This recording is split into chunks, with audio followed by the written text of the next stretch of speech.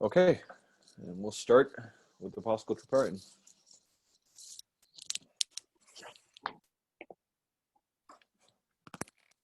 Christ is risen from the dead, trampling down death by death, and upon those in the tomb bestowing life. Christ is risen, everybody. All right, I'm going to mute everybody for the time being.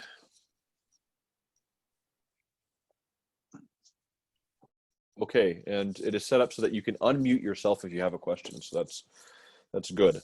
So we finished up last week. If I remember right, we finished up chapter 4, correct?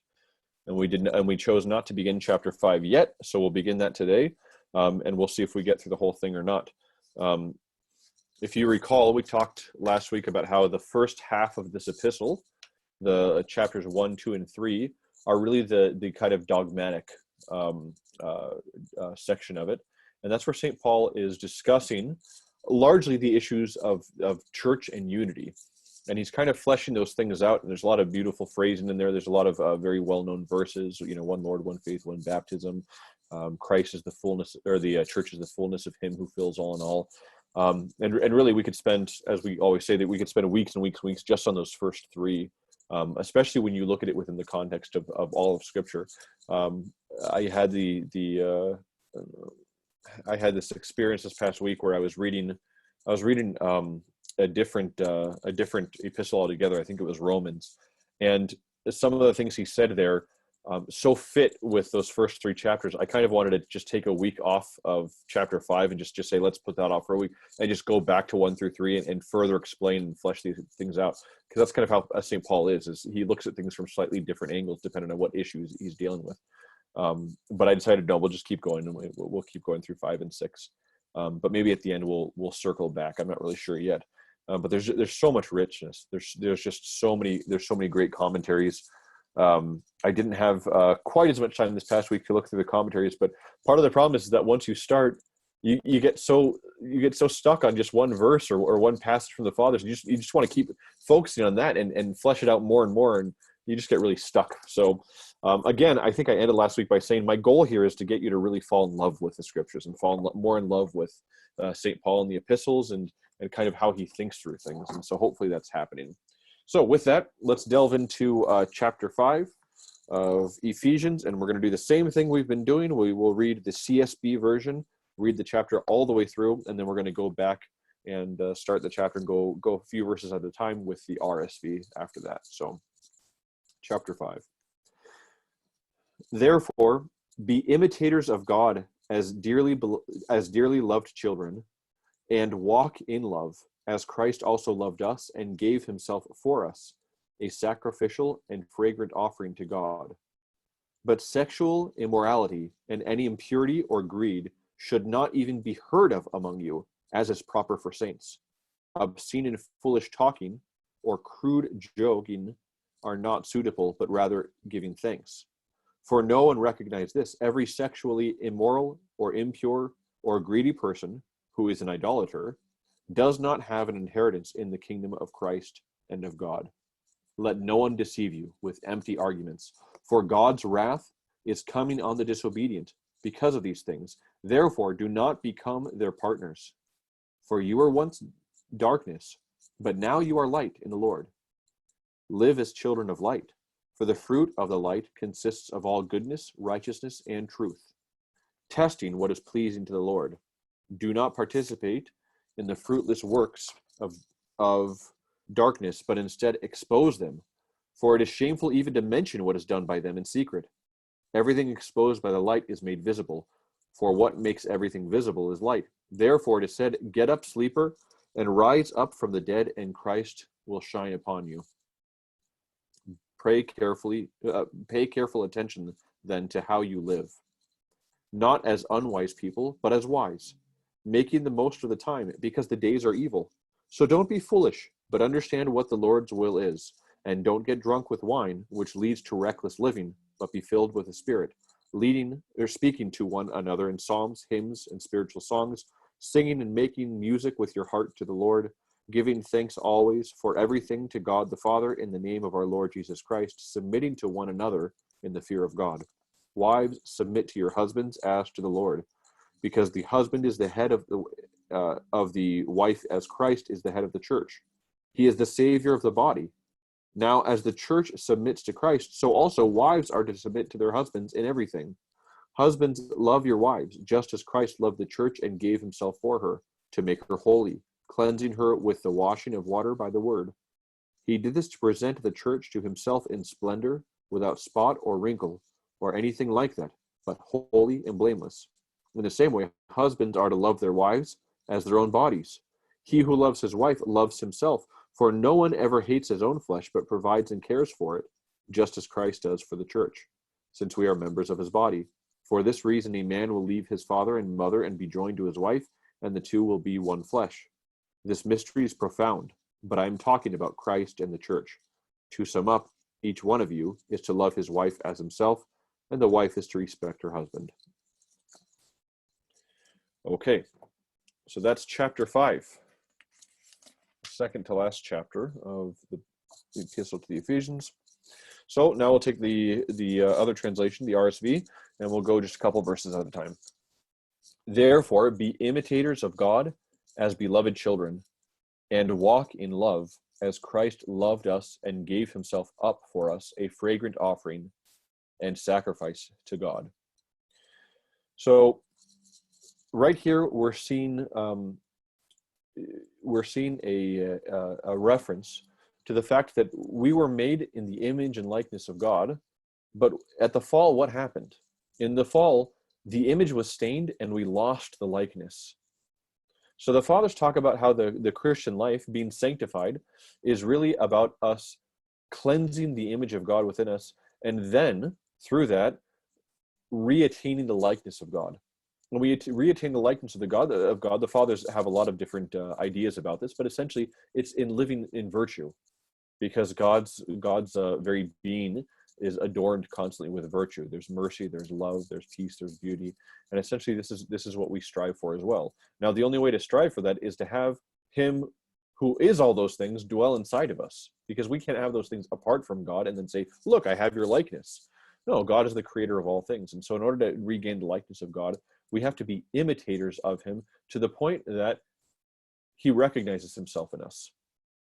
And this is that one of my favorite, I'm sure all of you have heard me quote this before, but Elder Arseni Papachok, one of these modern Romanian elders, it's incredible. He says, essentially heaven will be like this. We really need to strive for humility. And he said, we'll knock at the gates of heaven, and Christ will be inside of the gate, and he'll say, who is it? And we'll say, it's me, your faithful servant.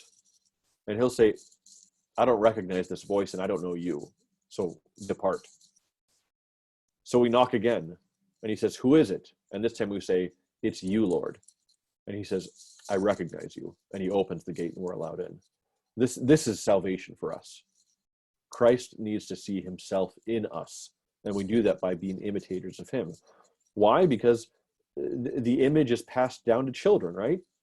This is why, whenever we look at children, we say, oh my goodness, you look so much like your father, you look so much like your mother.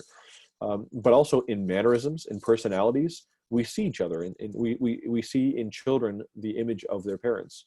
And so this is what he's saying. Therefore, be imitators of God as beloved children. If we're really children of God, then we take on his attributes. And people should be able to witness God within us. This is why the saints are so powerful. When you look at the saints, you're able to see God right there. So our lives should be witnesses to the fact that we are Christians. The reality is that people should be able to just view our lives, and without us telling them that we follow Christ, they should be able to see that we follow Christ. There should be something about our lives that witness to this fact. You also have this beautiful phrase, a fragrant offering and sacrifice to God. It's interesting. Just one little quick point about this. If you notice in iconography, no matter what the saint actually looked like in real life, the nose is always thinned out in iconography, or almost always thinned out. The reason for that is because we say in heaven, the iconography displays the fact that in heaven, they only now smell spiritual fragrances. Bad fragrance is a sign of what? Corruption.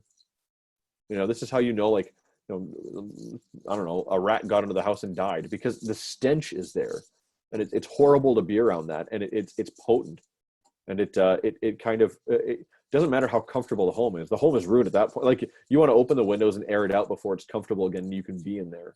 And this is what we want. We want and walk in love as Christ loved us and gave himself up for us, a fragrant offering and sacrifice to God. Now, a quick point about this.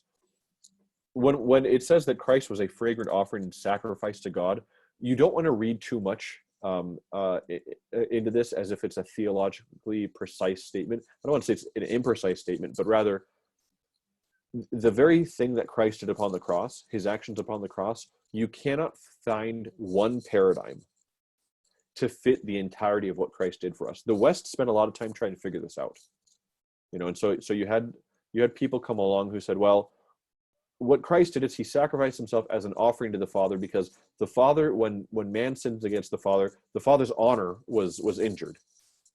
And man, because God is infinite, that honor couldn't be restored. And therefore, the Son had to be sacrificed to the Father. They come up with all these strange theories of atonement. Of course, most of the problems with these is that it makes sin the problem of God and not the problem of man. Our sin doesn't affect God. It's not that when we sin, God is offended, and he can't get over that until a proper sacrifice is given. That makes God this passionate being who's subject to his own honor. So when we read phrases like this, we have to be careful not to read too much into them and try to create a whole theology out of them. The reality is that the sacrifice of Christ upon the cross and the resurrection are grand mysteries, and there are way too many things that it did for us to fit into one simple, neat little box. You can't find one paradigm to fit the entirety of the mystery of Christ's sacrifice upon the cross. So you have to be careful not to read too much into this, and that's why the fathers never did that. A lot of people are surprised to find that you look in the fathers in the first 1,000 years of Christianity, you cannot find one explanation that explains what Christ did upon the cross, like one single one. They use a lot of different imagery for it, just as St. Paul does. There's a lot of different images and perspectives on it, and they combine this, but they never try to systematize that too far, because in trying to systematize it too far, again, you're trying to take a mystery that cannot be comprehended by the mind of man and put it into one little neat story. It doesn't work.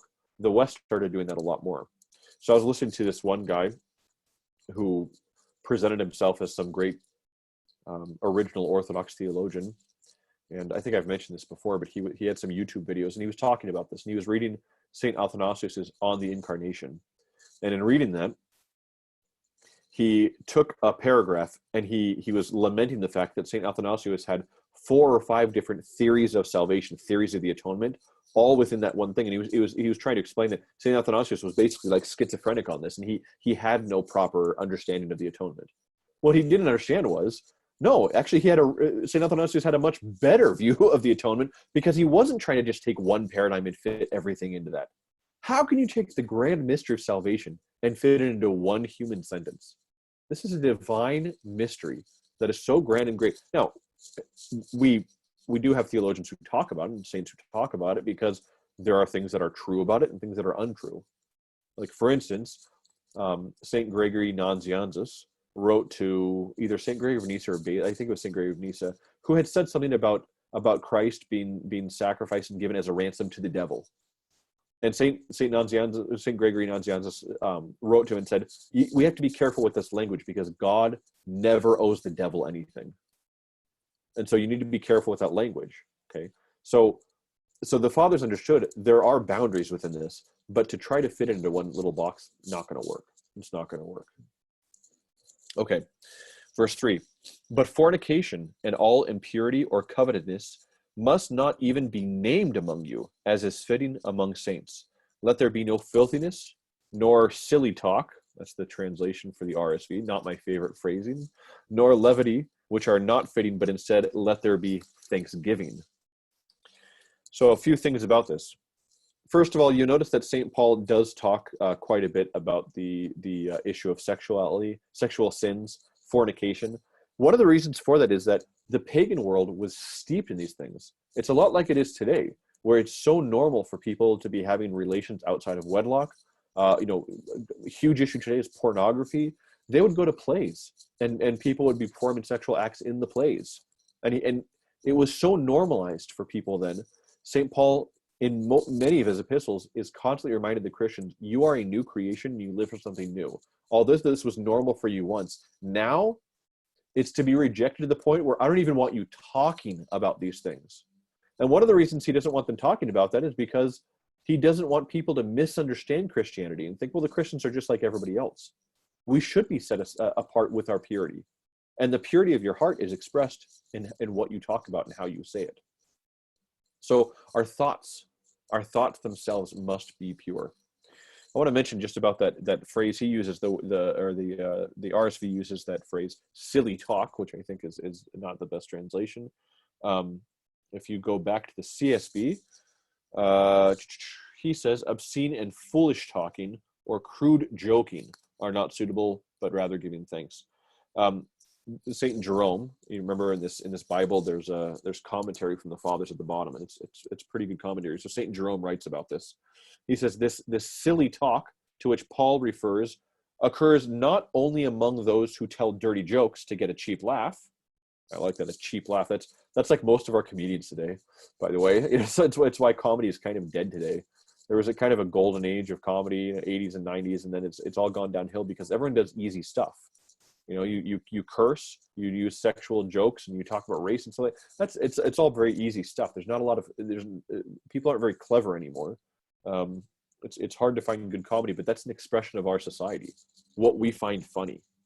I watched there's a guy on YouTube who watched a comedy special, and he said he was going to stop the clock. He had a clock going, and he was going to stop it every time this female comedian made a disgusting or somehow sexualized joke.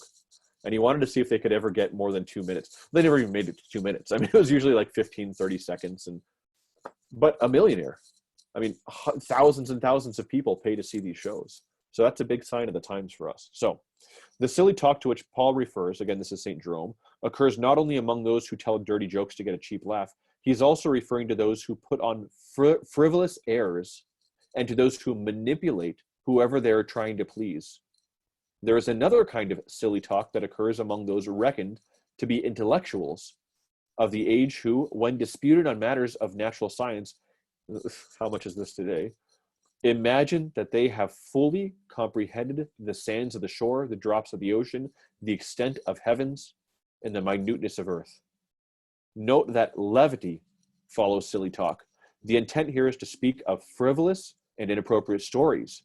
The differences between silliness and levity is this. Silliness has nothing in it that is wise or worthy of the human heart.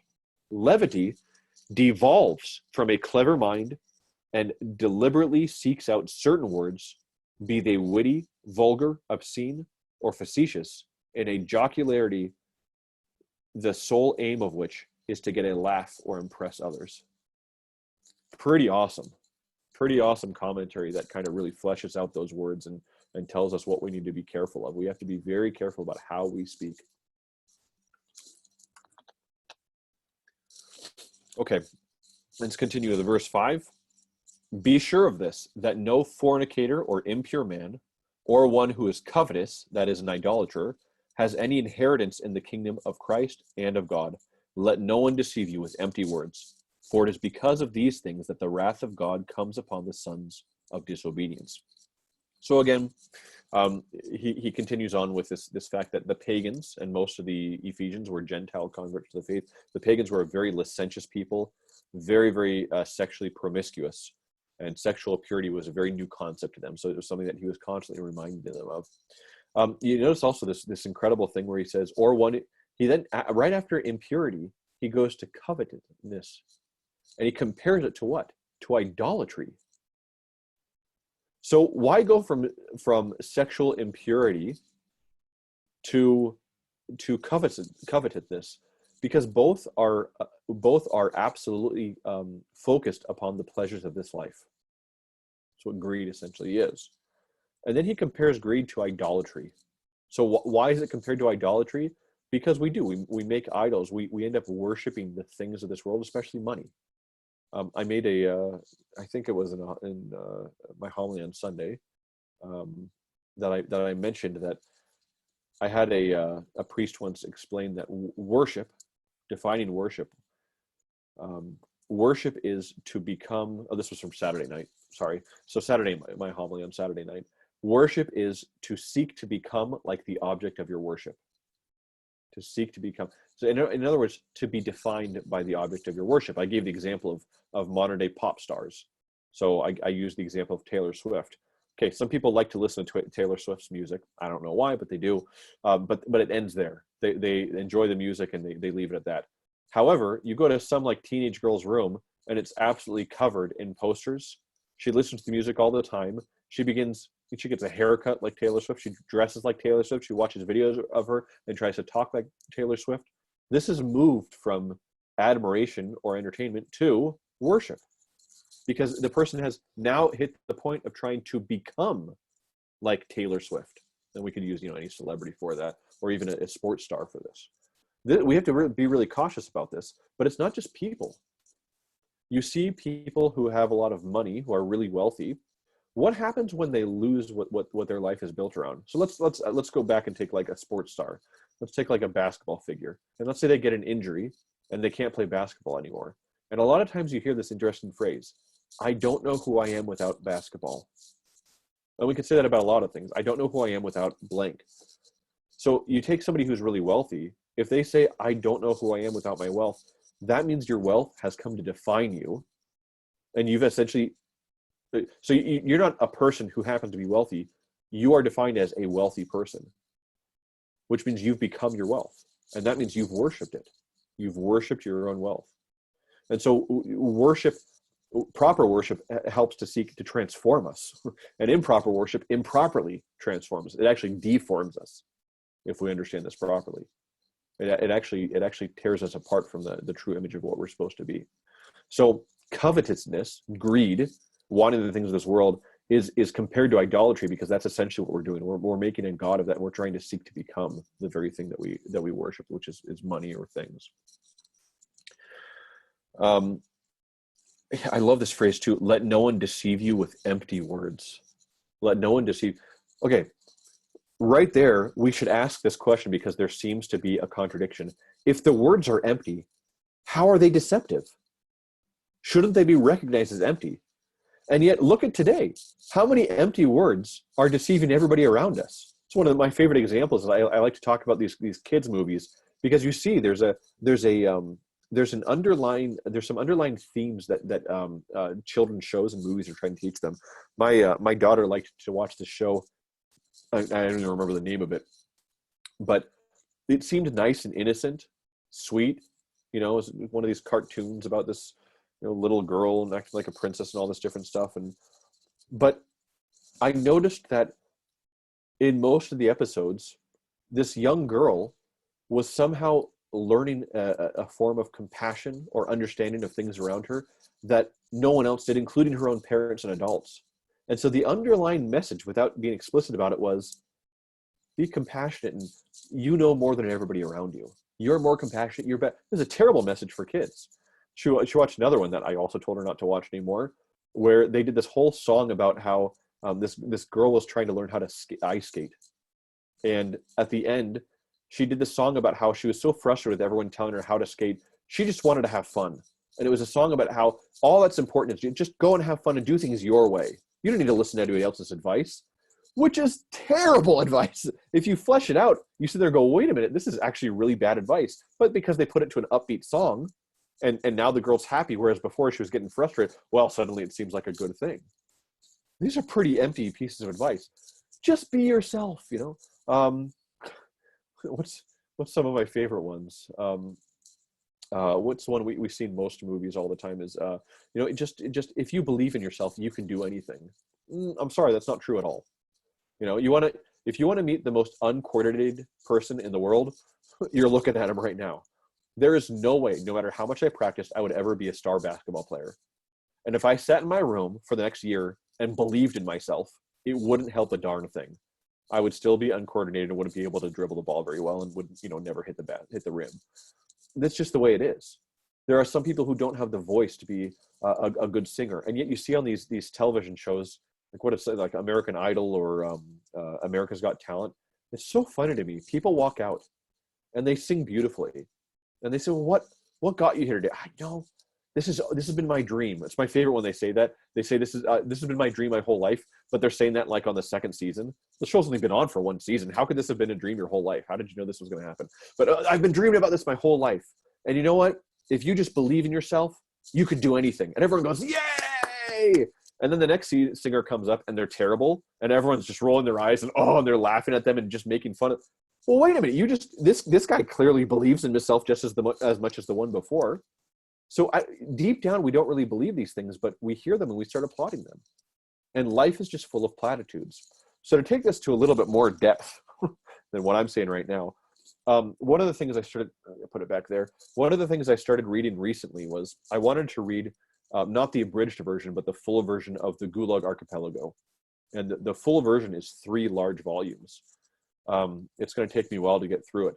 I'm only 30 pages into the first volume, and I got to tell you, if I had the time, I would just sit there and read it all day. It's mind blowing. It's so beautifully written. It's so introspective, and it's terrifying. It is terrifying. And if you haven't read it, you should at least read the abridged version. Definitely read the abridged version. But Solzhenitsyn, the author, makes this really beautiful point. He asks this question, like, why is it that those being arrested didn't shout out? How come we didn't object? And he goes into a lot of explanation about that. But one of the things he says is that as people were arrested, you rarely, if ever, saw somebody shout out, like, from the depths of their heart, like the one phrase that would define their position on this and on freedom and why they shouldn't be arrested. And he said, because most people don't have that.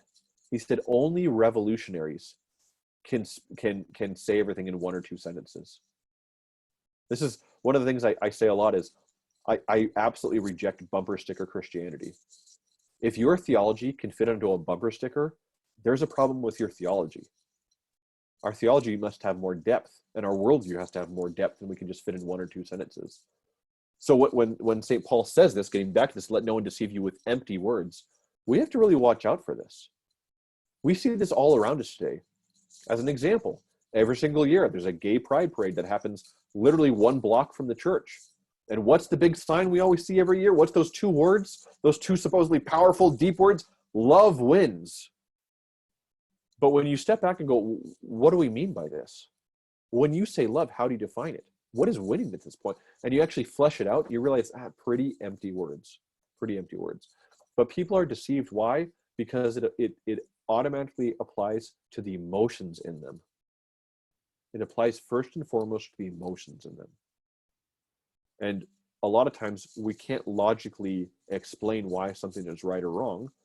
And so we rely completely on the emotions. In fact, I'm reading an entire book about this. Another book that I'm reading is called The Righteous Mind by Jonathan Haidt. And he talks about where our morality comes from. And he uses this image of the elephant and the rider of the elephant. And he says the rider of the elephant it can make small adjustments to where the elephant's going, but the elephant's just too big, and the elephant's really going to carry the rider wherever it wants to go. And he says the elephant in this scenario are our emotions and our gut feelings. When we hear a story or hear some sort of opinion, we have a gut feeling about what we think about that. And the rider is our logical mind. And he says, really, the emotions lead the logical mind, which is why we spend so much time rationalizing why we believe something rather than thinking through it to decide what we believe in the first place. It's a fascinating book. I highly recommend it. And it really explains a lot about our culture today and a lot that's happening around us. But the only way for us to go forward is to make the elephant conformed to the mind of Christ.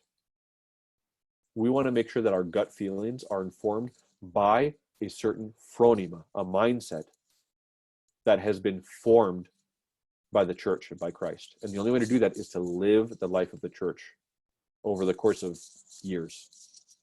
Over years, it just starts to change. And it's one of the things you'll notice is that you'll look back on your life at some point and go, boy, I didn't think the spiritual life, I didn't think I was really changing. I thought I was just stuck in my sin and I wasn't doing anything. And yet, after years, I'm not the same person anymore.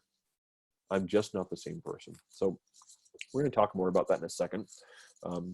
If I can keep going on this, we're in verse 6. So So let no one deceive you with empty words. And then finally, he uses that word, for it is because of these things that the wrath of God comes upon the sons of disobedience. This means sons of disobedience. This means that if we're living unrighteously, we're born of unrighteousness. Unrighteousness is the father, and we're the seeds of that. Because unrighteousness comes where? From the pits of hell. And it's being given to us, and we decided to listen to the devil. And by listening to the devil rather than listening to God, we've made the devil our father. So we become sons of disobedience, and we're defined by those things. And by the way, when you are in that state, you can't always see it. You can't see it. This is why it's very difficult to argue church positions with people who don't want to live the life of the church. When unrighteousness has been normalized for you, your unrighteousness becomes righteousness, because you start defining everything by what your norm is. Verse 7, therefore do not associate with them, for once you were darkness, but now you are light in the Lord. Walk as children of light. For the fruit of light is found in all that is good and right and true, and try to learn what is pleasing to the Lord. Take no part in the unfruitful works of darkness, but rather expose them. For it is a shame even to speak of the things that they do in secret. But when anything is exposed by the light, it becomes visible. For anything that becomes visible is light. So a few things here. Don't associate with the sons of disobedience. Don't associate with the unrighteous. People read this. I've been witness to many debates about this, where people say, well, wait a minute, are you saying that anybody who lives in sin I can't be friends with, I can't associate with at all? I don't think St. Paul is taking it that far, because then we would never preach to people, but there is an extent to which we need to make sure we cut ourselves off from unrighteousness that is bold and pushes forward. So if you have a friend who's living in unrighteousness but doesn't try to push that lifestyle on you, and you share some things in common, and there are some values, and if you have no values in common, why are you friends with that person? But if there are some values in common, there can be a legitimate form of friendship there, and there can be actually benefit in that friendship, especially for the person who's living that unrighteousness. But there are many people who have no interest whatsoever in living a life of righteousness, and it's not callous at that point to cut yourself off, because A, we're weak. We're pretty weak, and we're very, very easily influenced. But B, also, sometimes all this does is inflame more passions in them. I've had discussions with people who I thought wanted to have discussions, but as the discussion went on, I realized they want to fight. That's what they really want to do. They can't benefit because they've closed themselves off to any other viewpoint but their own. Also notice when he says, he first says, you are light. And then he calls us children of light. So again, there's this image of theosis, God dwelling inside of us. Because with the light dwells inside of us, we become light. Another image on icons that I like to talk about, besides the thinned noses, if you ever painted before, you know that most painting you do, you start with light colors and you get darker and darker, because you need to show proper shadows. If the source of light is over here, there's going to be more shadows over here. In iconography, you start with darker colors and you get lighter and lighter and lighter. And what's the reason for that? Because the source of light, I'll grab an icon here. This is Saint Morodadia of Libertyville. He's a Serbian saint who was in America. Where's the source of light here? It's nowhere around the figure. It's the figure themselves. The light should actually be pouring out from the figure themselves. Why? Because he who is light, Christ, dwells inside of them. That's the image we should get from iconography, and that's the image of the Christian life. And that's really our entire struggle. Our entire Christian struggle is to purify our hearts so much so that Christ dwells inside.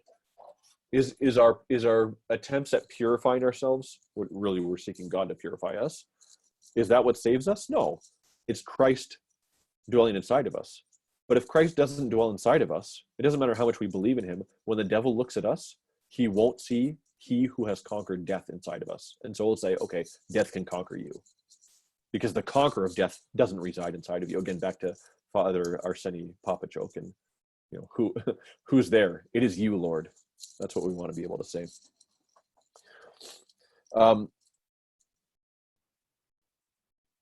within this again, take no part in the unfruitful. Well, let me back up first. In verse 10, he says, and try to learn what is pleasing to the Lord. Just one quick note about this. Some people, when they read the scriptures and when they read the fathers, they're nervous to do so. I've had a lot of people say to me, I don't want to learn too much because what you learn, you're responsible for. And I don't want to be too responsible for these things because I don't know if I can really live it. That's a really protective way to live your Christian life, and it's really us-centered. The better way to live it is, I can't wait to learn new commandments of the Lord because I want to find new ways to please our God.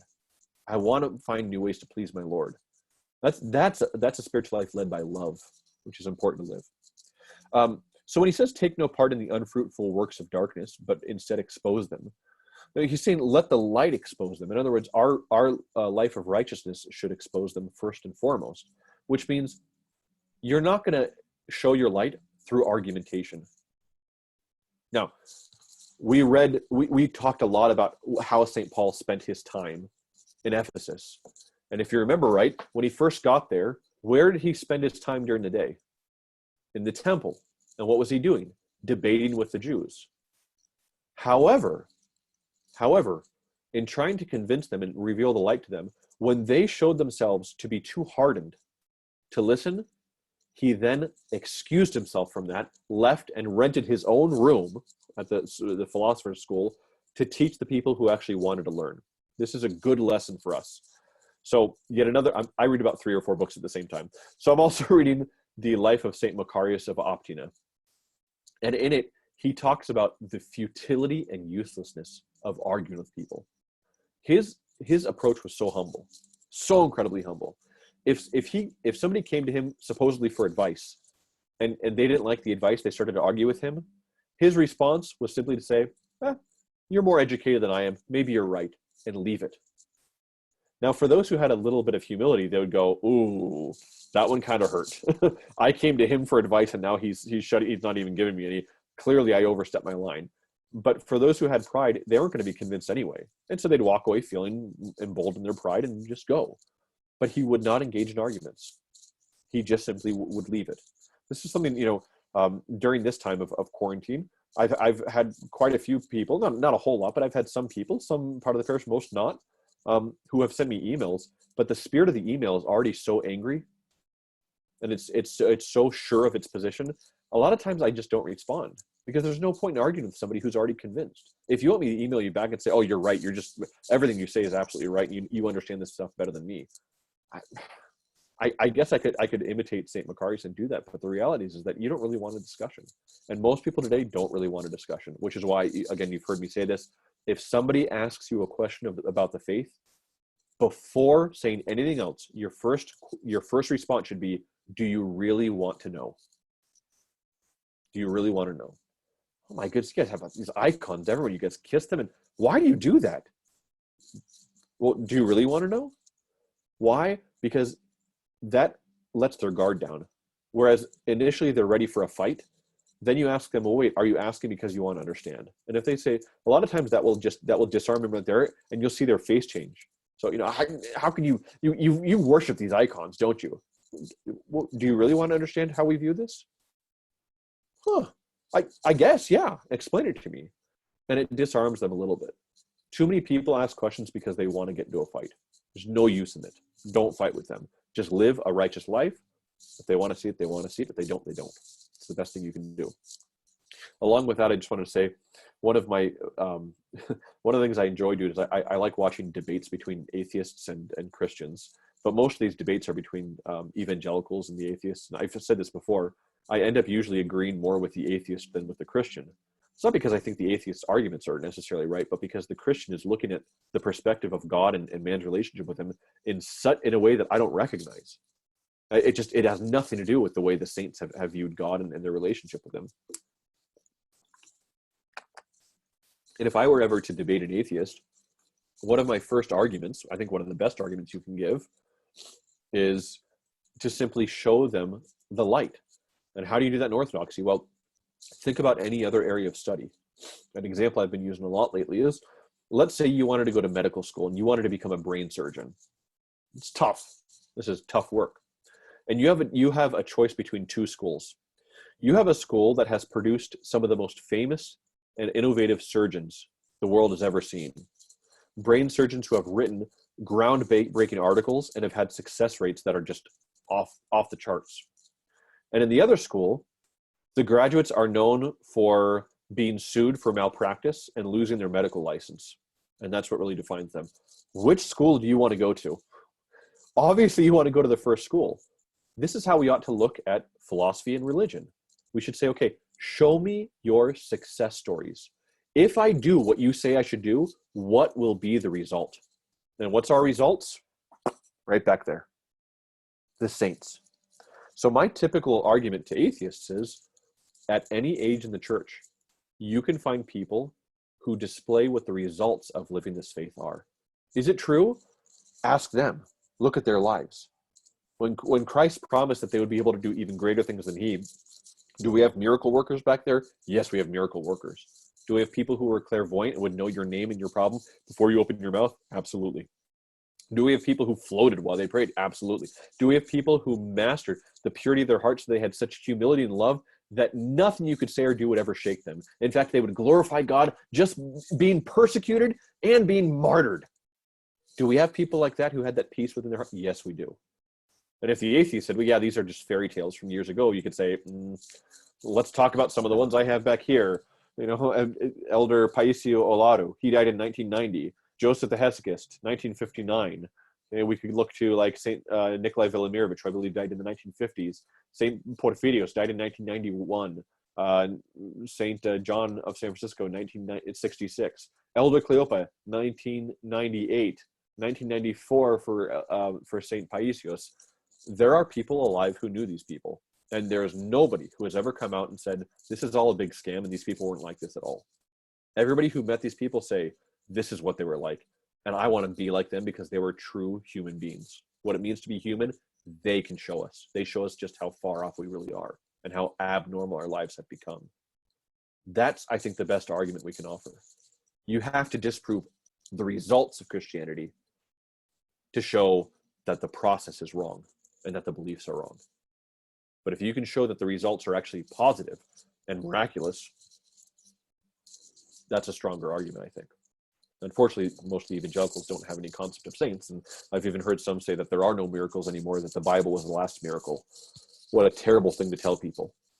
To tell people that Christ's power over death is theoretical, and it resides in a book, and you can't see it in front of you. The power of the devil over sickness, over death can't be seen here and now. It can be seen here and now, and it can be seen in them.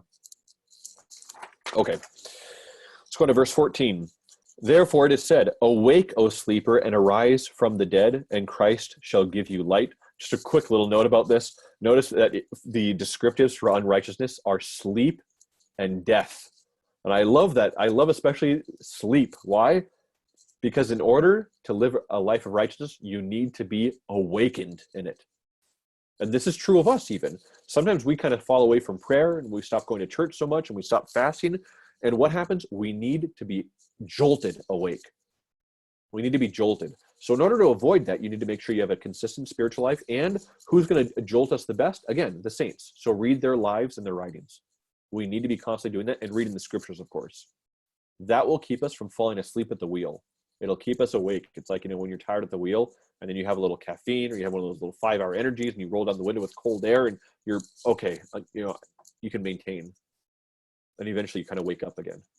So we need that constant spiritual life. Verse 15, look carefully then how you walk, not as unwise men, but as wise, making the most of the time because the days are evil. So interesting. The verse before, he quotes, awake, O sleeper, and arise from the dead, and Christ will give you light. Look carefully then how you walk, not as unwise men, but as wise, making the most of the time because the days are evil. St. Paul's assumption here is that this is not an automatic process. He's saying if you're not watchful, if you're not being wise about the spiritual life, you can fall back into darkness. It takes an effort, in other words. So again, a lot of people think, well, I'm going to church every Sunday, so I'm good to go. You know what this time of quarantine has revealed for a lot of people? I was using the spiritual practices as a Band-Aid. Not being able to go to church showed me that I was actually relying so much on that as a distraction from the real problems in my life. The spiritual life can do that if we live it improperly. It should be a medicine for the real problems, but some people use it to say, well, I checked off the boxes. I went to church and I did a little fasting and some prayers, and so therefore I'm good to go, and I don't really need to examine myself too closely. You say, no, you need to be wise about this. Examine yourself closely. That's why this time, again, apart from church, has been good for some people, because it caused them to say, okay, now that I don't have the normal tools that help distract me from myself, I actually have to be with myself. And to be with ourselves can be a dangerous thing. It can be a dangerous thing. If you put a man in a room and told him just to sit there and he wasn't allowed to do anything, he wasn't even allowed to pray, eventually he'd be alone with his thoughts and he'd go mad. The church should be used as a medicine, not as a distraction from that process, though. We actually have to engage it and be wise about it. So verse 17, therefore do not be foolish, but understand what the will of the Lord is. I want to spend the next hour talking about this verse. I won't, but so important. Understand what the will of the Lord is. Well, how do I do that? How do I do that? I mentioned this morning at liturgy afterwards, I was listening to this interview. I listen to Catholic radio every now and then. I was listening to an interview. They were interviewing a priest and they asked about this. How do I know when what I'm doing is the will of God or not? And what it came down to was, well, if you are praying and it's not directly against a clear commandment of God, then if it feels right to you and it brings you joy and peace, then that's the right way to go. And then he said something fascinating. I didn't mention this morning. He said something really fascinating. He said, but sometimes you realize along the way that you actually made a mistake, and that's where you have to correct yourself and reassess. Well, wait a minute. If you can't be sure of it, then that means that you don't really have discernment in the first place. So why are you saying this is how you have discernment, but watch out because that discernment is probably going to be wrong? This doesn't make sense. But the problem is that they've lost the ascetic tradition. You know what the fathers say about discernment? It is a gift given after years of ascetic endeavors. We don't have discernment, which is why you go to your priest and a spiritual father for major decisions or for issues you're having in your spiritual life. And it's my job to either be really righteous myself or to be very familiar with those who are righteous, so I can actually look at your situation more clearly. And I know many of you had the experience where you said something in confession, and I said, instead of saying here's my advice, what I say is, I'm going to get back to you in a few days. Why? Because I want to pray about it, and I want to talk to people who I know are way further along the path than I am and who have that gift of discernment. It's one of the interesting things that happened. I mentioned this in one of the videos I did during this time of quarantine. Father Justin and I had to kind of figure out how to balance these things. How do we balance what the state is asking us to do, what the directives of the Metropolitan are, and serve in our flock? And we come up with ideas, but every idea we came up with, we, and especially he, would call multiple people. And one of the fascinating things was we'd call holy monks and priests and nuns, and it didn't matter if they were in the country of Georgia or Romania and Serbia or even in Texas. They all ended up giving basically the same advice. What does that tell you? These are people who are not watching the same news reports. They're not getting the same information. They have very different perspectives because they're in different parts of the world. They're not in communication with one another, and yet their advice is all the same. They all have a discerning heart, and they're very connected to God. And so the fact that they all gave the same advice is the result of them living the spiritual life deeply. And that's why our decisions during this time, and even the advice we gave, usually came from them, because we want to rely on those who have that beautiful gift of discernment. But it also means we have to be striving for it, because of course you have to have some discernment within your day, right? Like you can't call me every morning and say, okay, Father, I'm thinking about eating this for breakfast. What do you think? That's a monastic ideal that we don't live in the world. So we have to strive for that. And you know my rule on this. Every decision you make, try to make it, again, in line with the commandments, but with love and with humility. And if you're doing those things, again, you've heard me say, God is not a trickster. It's not like there's one right way to do everything and then everything else will just make your life fall apart. Do it with love and humility, and you can be sure that at least your heart is in the right place, even if it's not the best decision. Most decisions you can go back and kind of correct later on. But to make sure your heart is pure in it, do it with love and humility. And the rest, trust in God. Now, I said for bigger decisions, that's where you should, call me or Father Justin or email us or text us and say, I have a bigger decision and I'm kind of figuring this out. Or especially if you've had some sort of spiritual experience. Very important to talk to your priest. I've had people come to me with spiritual experiences that they were convinced were from God. And after that, I talked to them. It was absolutely 100% clearly demonic. And had they continued following that path, it would have destroyed them. I've also had some people who were very humble and didn't trust their experience and thought, this must be demonic because I'm not worthy of this. And after talking to them, it was definitely from God. And there are some where I'm not so sure about it. So I just say, hey, just ignore it and just keep going forward. But it's important. It's really important to bring those experiences. Go to verse 18. And do not get drunk with wine, for that is debauchery, but be filled with the Spirit, addressing one another in psalms and hymns and spiritual songs, singing and making melody to the Lord with all your heart, always and for everything, giving thanks in the name of our Lord Jesus Christ to God the Father. By the way, you notice, I forgot to mention this earlier. Do you notice his corrective for a lot of this confusion? Giving thanks. Giving thanks and gratitude towards God are the corrective to a lot of these empty words and this disobedience and this lack of wisdom. Gratitude is the foundation of a healthy spiritual life. We have to live with good gratitude. So why does he go into drunkenness here? He's talking about, proper discernment, and then he goes, and don't be drunk. Why? Well, he's what he's saying here is two things. Number one, on a more general level, how we live will ruin our inner discernment. How we live outwardly can ruin or help our inner discernment. So you can be living all the spiritual life, but every night you're looking at pornography or you're getting drunk or things like that. And that can actually set it as a counterbalance to the good things you're doing. And you lose that sense of discernment very quickly, or it just never grows in the first place. However, also, again, Ephesus, very pagan. And what were the two main things that the pagans struggled with that they thought was perfectly normal, and Christianity is actually what changed the whole entire world's view on these things? We already talked about one. We talked about lust and sexual sins. The other one, drunkenness. Drunkenness was the other one. Getting drunk was just a common thing. And so St. Paul, again, is addressing people and their needs and saying, watch out for this one. This is normal among the pagans around you. For Christians, it is not to be known. We don't know drunkenness. Having a drink, not a big deal. But drunkenness will not be known around you or among you. Okay, I'm going to read just the rest of the chapter, and then rather than going verse by verse, I just want to read Father Lawrence Farley's commentary because I think it's a good summary of it, and that'll get us through chapter 5. So, verse 21, be subject to one another out of reverence for Christ. Wives, be subject to your husbands as to the Lord. For the husband is the head of the wife as Christ is the head of the church, his body, and is himself its Savior. As the church is subject to Christ, so let wives also be subject in everything to their husbands.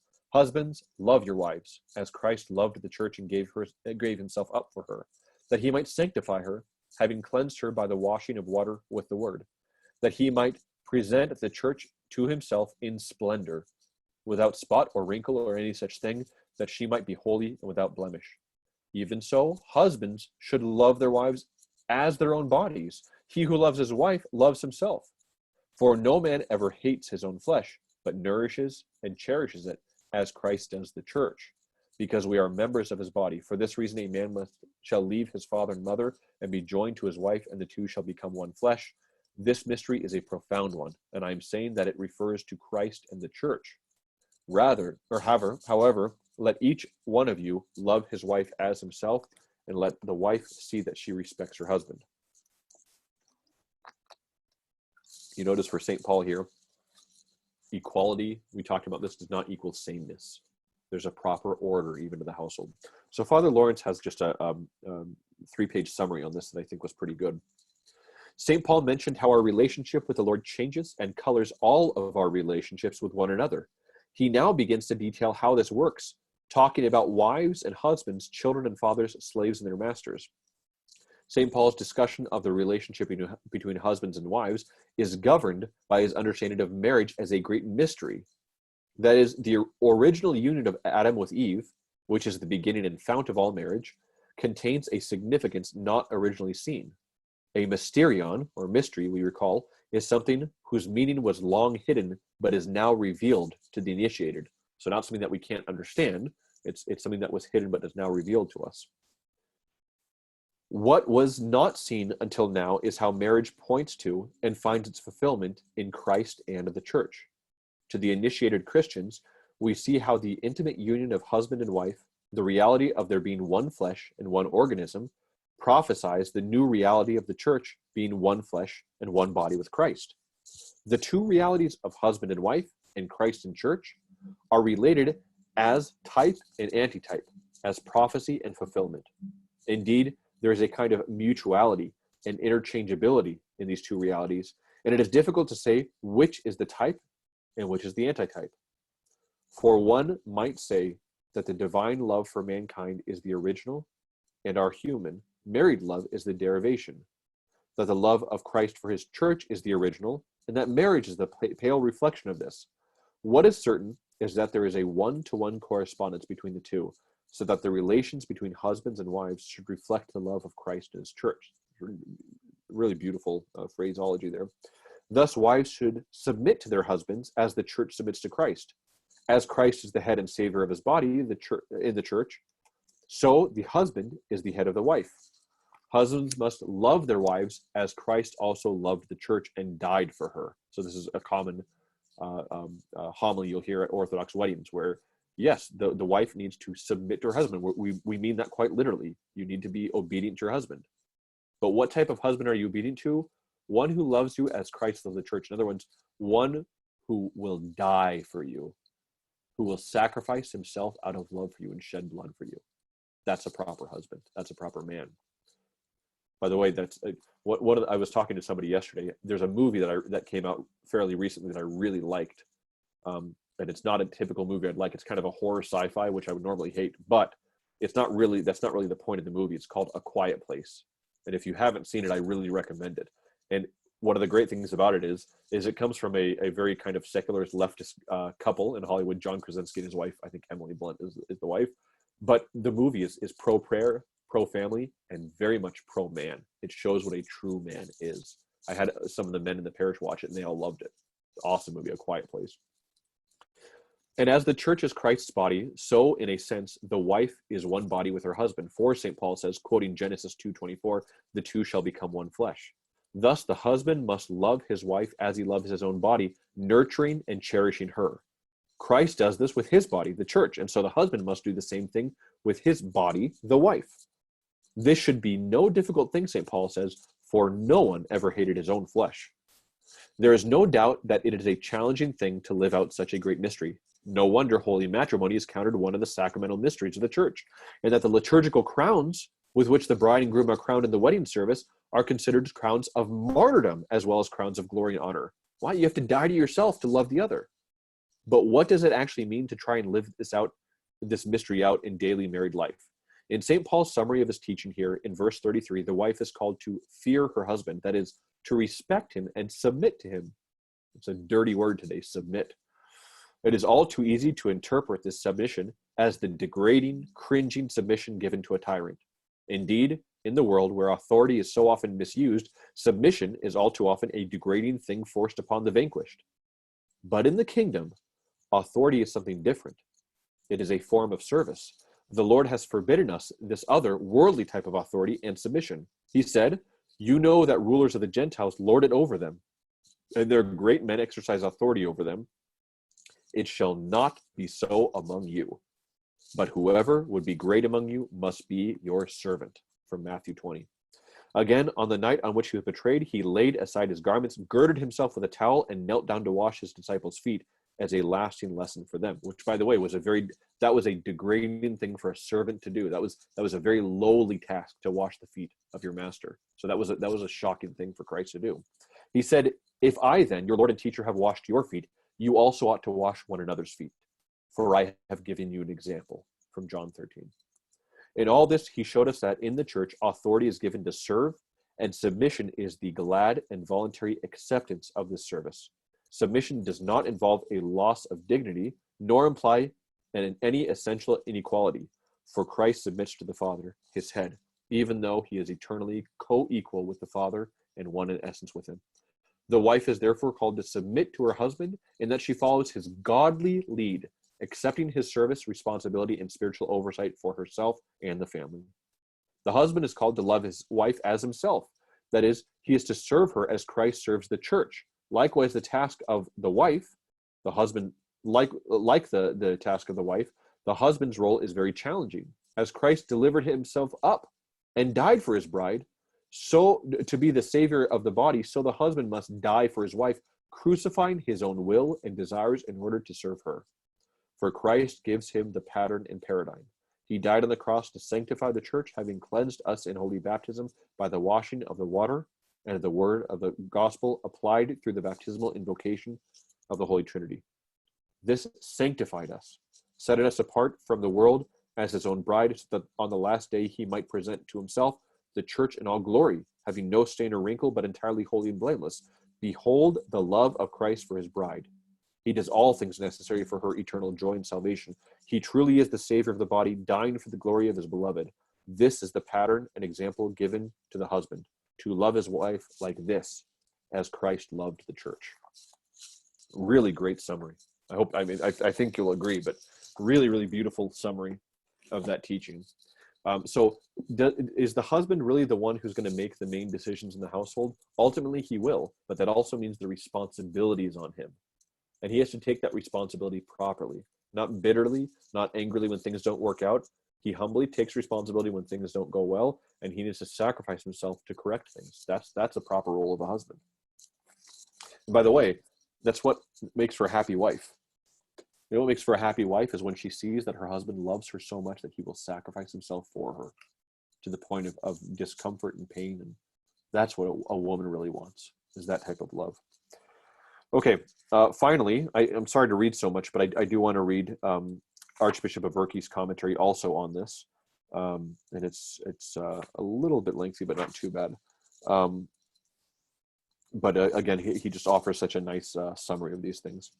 Continuing, this is of the whole chapter, continuing the same moral instruction in the 5th chapter, Paul exhorts the Christians to emulate God in their love, just as children emulate their father, taking him as their example for all things.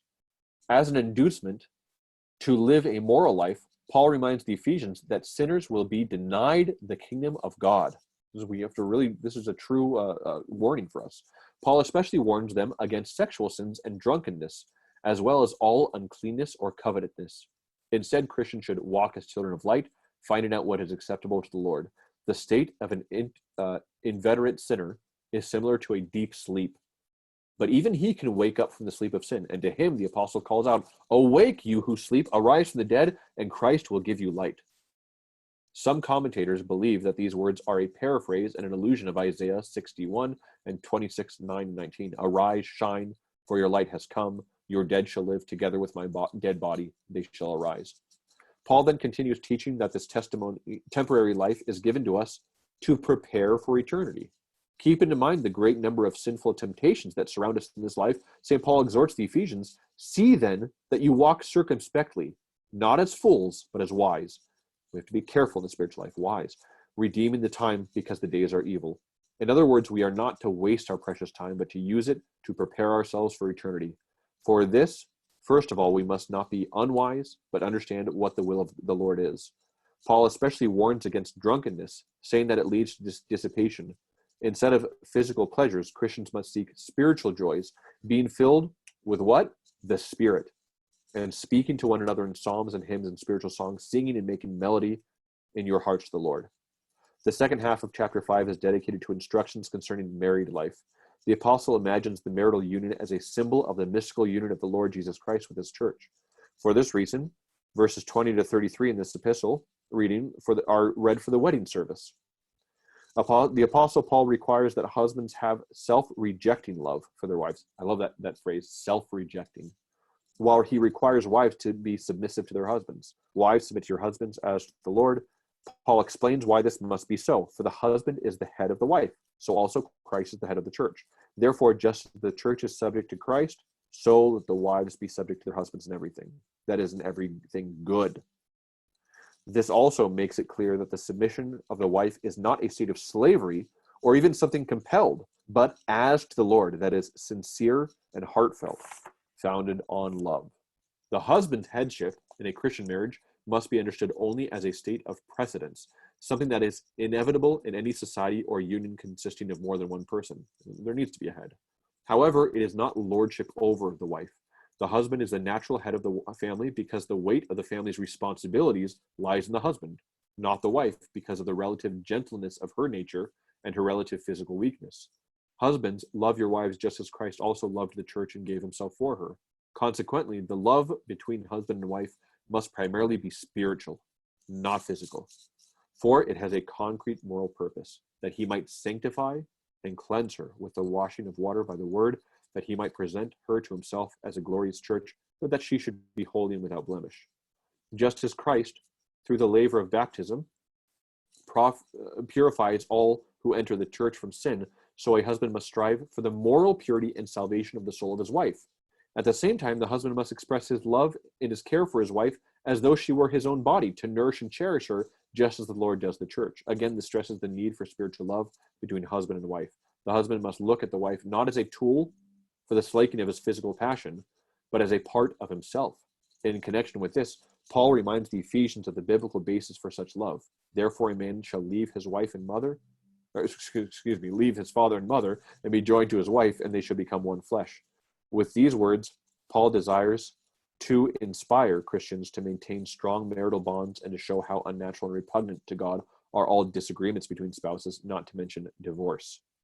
This is a great mystery, but I speak concerning Christ and the church.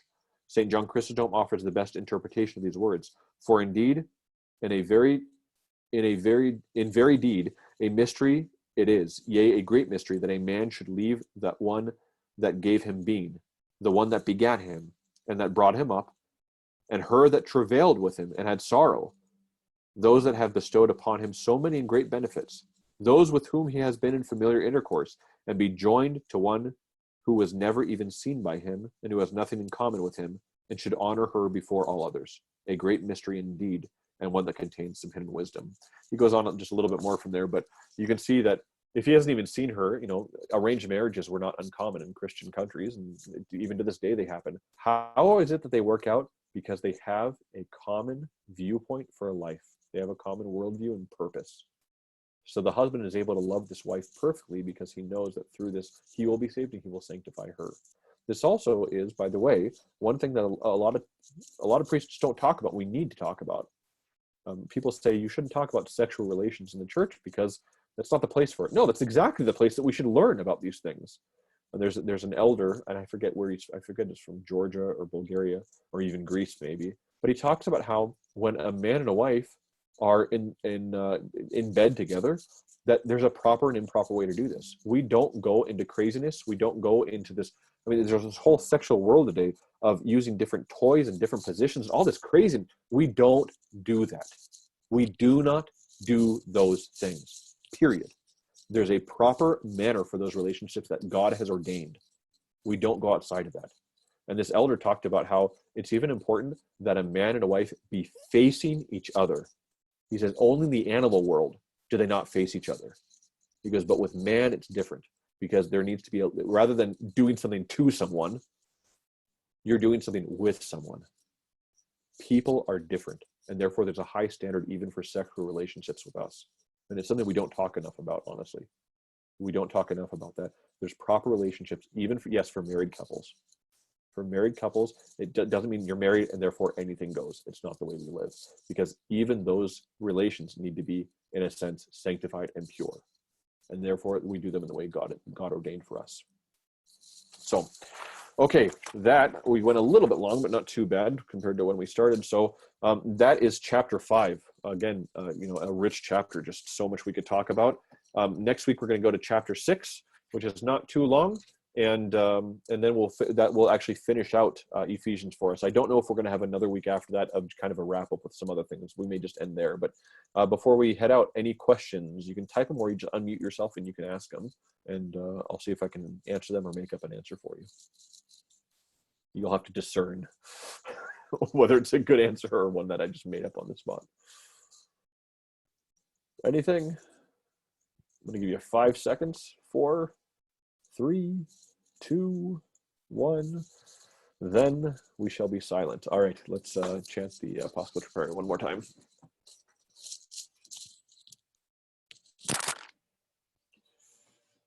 Christos anesti ek nekron, thanato thanaton patis ascetis entis plimasi, zoin aris ameno.